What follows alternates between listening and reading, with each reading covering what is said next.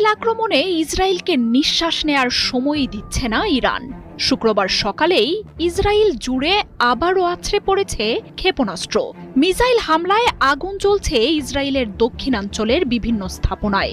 ক্রমাগত শোনা যাচ্ছে বিস্ফোরণের ভয়াবহ শব্দ।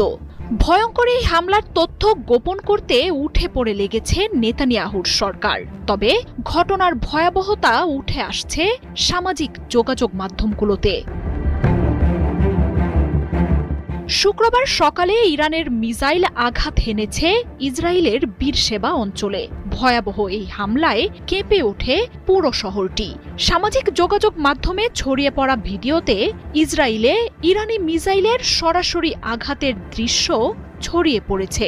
টেক পার্ক হিসেবে পরিচিত বীরশেবা শহরে যেখানে মিসাইল হামলা হয়েছে, সেখানে মাইক্রোসফটের কার্যালয় রয়েছে বলে জানিয়েছে ইসরায়েল।